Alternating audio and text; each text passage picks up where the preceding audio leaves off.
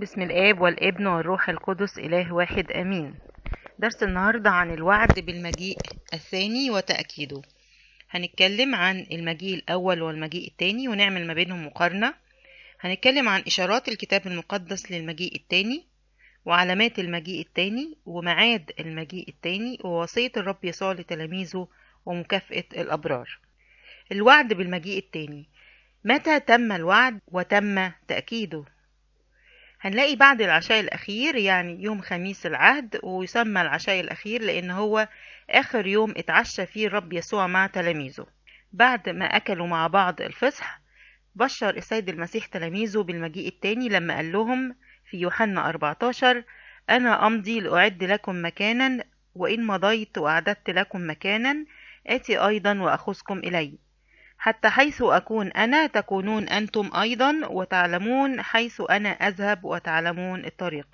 هنا بيبشرهم إن هو هيمضي، يعني هيمشي، وبيبشرهم هنا عن اللي هيحصل له لما هيموت على الصليب، وهيمضي إن هو هيصعد علشان يعد مكانا في السماء. وإن مضيت وأعددت لكم مكانا، يعني لما يروحوا يعد لهم مكان، بيوعدهم إن هو هيرجع تاني وياخدهم لنفس المكان اللي هو هيكون فيه.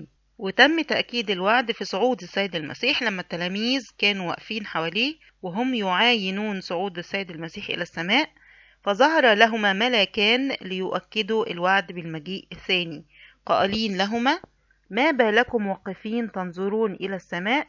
إن يسوع هذا الذي ارتفع عنكم إلى السماء سيأتي هكذا كما رأيتموه منطلقا إلى السماء.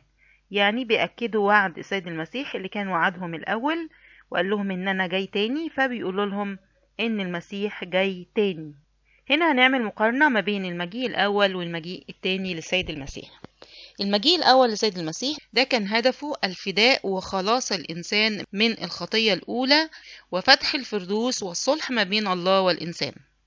وكان صورته إن هو جه متواضع ومولود في مزود بقر من أسرة فقيرة، يوسف النجار والعذراء، وعاش معهم فقيرا، وأخفى جلاله وعظمته وقوته لأنه هو الله المتجسد واللاهوت المتحد بالجسد، ولبس الضعف والهوان اللي هو يقصد بيه الجسد، وتحمل العذاب والإهانات من أجلنا ومن أجل خلاص الإنسان. إنما في المجيء التاني هدفه إن المسيح هيجي تاني ليدين المسكونة بالعدل وانقضاء الدهر. كلمة يدين يعني يحاسب كل إنسان على حسب أعماله بالعدل، وانقضاء الدهر يعني نهاية الأيام ونهاية السماء والأرض، لأن كل شيء كان ليه بداية هيكون ليه نهاية. صورته هتكون إيه؟ هيظهر في كمال لاهوته وبهائه وجماله، هيكون قوي ومخوف ومرهوب بالنسبة للأشرار. أمامه الأشرار يقولون للجبال والصخور أن تسقط عليهم لتغطيهم، ليهربوا من وجه الله المخوف العادل. ويفرح المؤمنون لمجيء الرب يسوع لأنه هيخطفهم على السحاب ويدخل بهم الملكوت. إشارات الكتاب المقدس للمجيء التاني هنلاقي في العهد القديم في نبوءة يوئيل النبي لما قال لنا: يوم الرب عظيم ومخوف جدا فمن يطيقه. وفي إشارات في العهد الجديد لما أعلن الرب يسوع بنفسه في إنجيل متى إصحاح 25 قائلا: ومتى جاء ابن الإنسان، اللي هو يقصد به المسيح، في مجده وجميع الملائكة القديسين معه، يعني المسيح هيجي ومعاه الملائكة والقديسين، فحينئذ يجلس على كرسي مجده ويجتمع أمامه جميع الشعوب فيميز بعضهم من بعض، يعني يحاسب كل إنسان على حسب أعماله. ثم يقول الملك الذين عن يمينه اللي هم الأبرار: تعالوا يا مباركي أبي رثوا الملكوت المعد لكم منذ تأسيس العالم. ثم يقول للذين عن يساره اللي هم الأشرار: اذهبوا عني يا ملاعين إلى النار الأبدية المعدة لإبليس وملائكته. فيمضي هؤلاء إلى عذاب أبدي اللي هم الأشرار، والأبرار إلى حياة أبدية. في علامات للمجيء التاني موجودة في الكتاب المقدس. أول حاجة ظهور مسحاء كذبة. كلمة مسحاء جمع كلمة مسيح، يعني هيجي أكتر من واحد يعلن عن نفسه إنه هو المسيح وكلهم كذبة. وهو قال لنا في متى 24: انظروا لا يضلكم أحد، فإن كثيرين سيأتون باسمي قائلين أنا هو المسيح، ويضلون كثيرين. ده طبعا هيكون بفعل الشيطان. تاني حاجة، قيام حروب وحدوث كوارث عامة.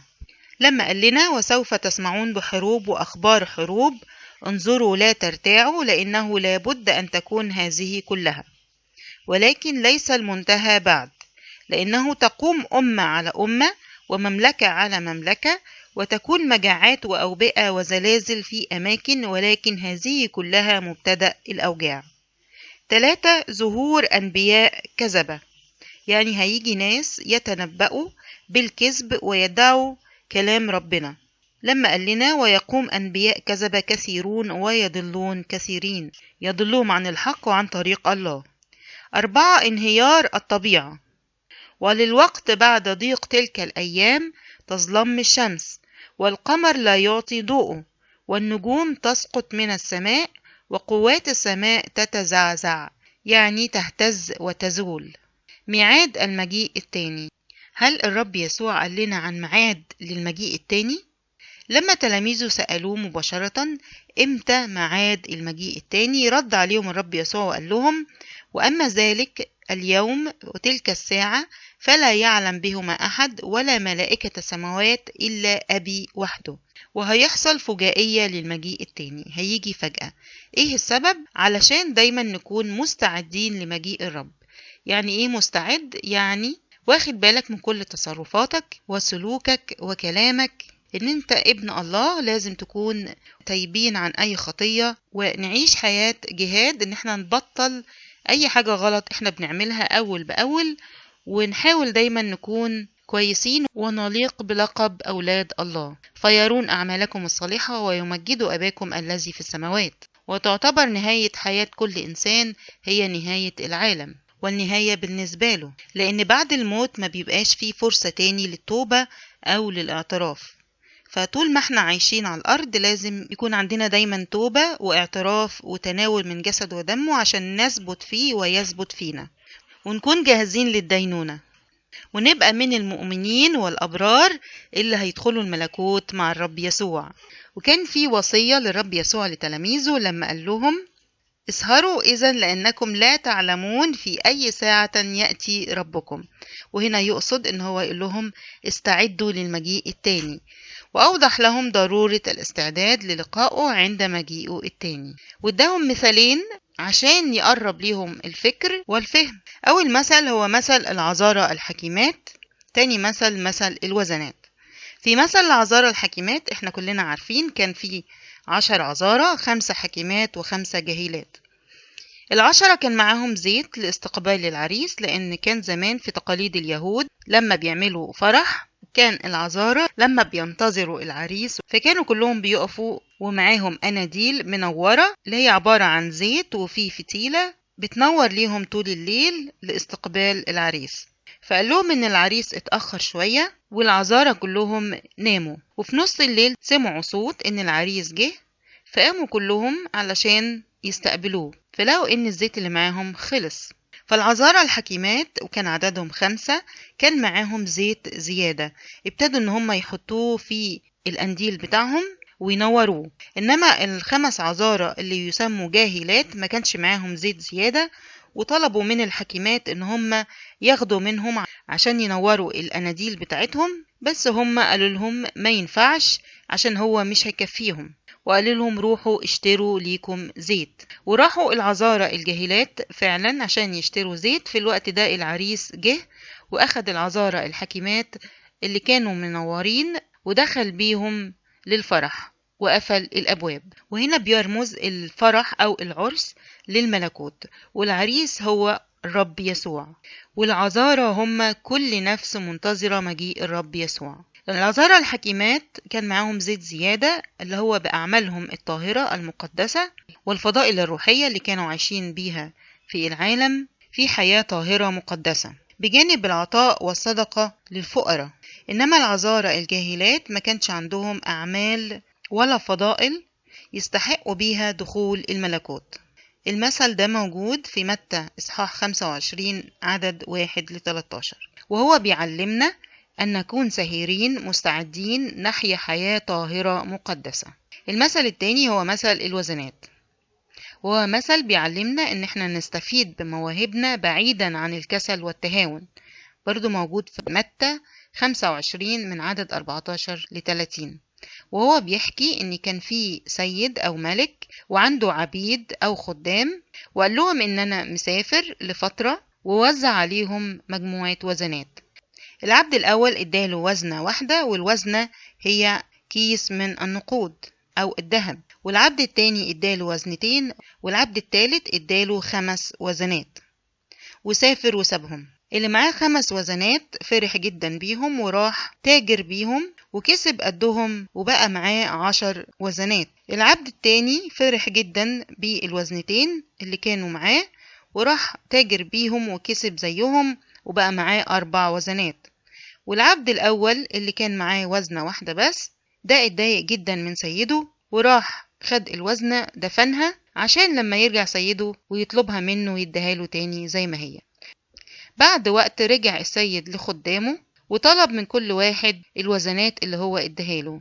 اللي معاه 5 وزنات قال له ان هو تاجر وربح بيهم وكسب وبقى معاه 10 وزنات، فقال له هلما ايها العبد الصالح والامين، كنت امينا في القليل ساقيمك على الكثير، ادخل الى فرح سيدك.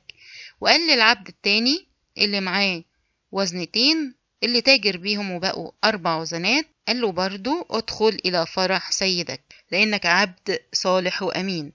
إنما اللي معاه وزنة واحدة لما طلبها منه اداها زي ما هي، والعبد قال له إن أنت سيد شرير عشان ادتني وزنة واحدة. فراح أخدها منه السيد وراح اداها للي معاه 5 وزنات وطرحوا في النار الأبدية.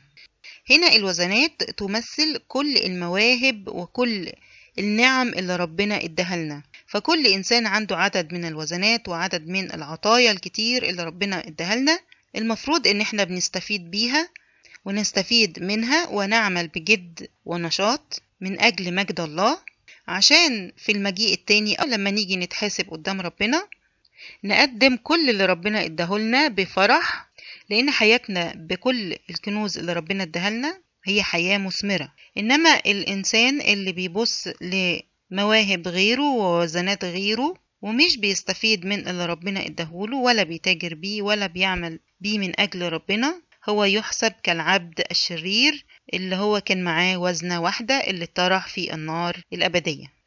لذلك يعلمنا الرب أن نستفيد بمواهبنا بعيدا عن الكسل والتهاون. إيه مكافأة الرب للأبرار عند مجيئه التاني؟ يجمع الأبرار عن يمينه والأشرار عن يساره، قائلا: تعالوا يا مباركي أبي، رثوا الملكوت المعد لكم منذ تأسيس العالم. لأني جعت فأطعمتموني، عطشت فسقيتموني، كنت غريبا فأويتموني، عريانا فكسوتموني، مريضا فزرتموني، محبوسا فأتيتم إلي. فيجيبه الأبرار حينئذ قائلين: يا رب، متى رأيناك جائعا فأطعمناك، أو عطشانا فسقيناك؟ فيجيب الملك ويقول لهم: الحق أقول لكم، بما إنكم فعلتموه بأحد إخوتي هؤلاء الأصاغر فبي قد فعلتم. أما الأشرار فيقول لهم: ابعدوا عني يا ملاعين إلى النار الأبدية المعدة لإبليس وملائكته. فيمضي هؤلاء إلى عذاب أبدي والأبرار إلى حياة أبدية. يعني مكافأة الرب للأبرار هي الحياة الأبدية، إنما للأشرار بتكون عذاب أبدي في الجحيم. ولإلهنا كل المجد من الآن وإلى الأبد، آمين.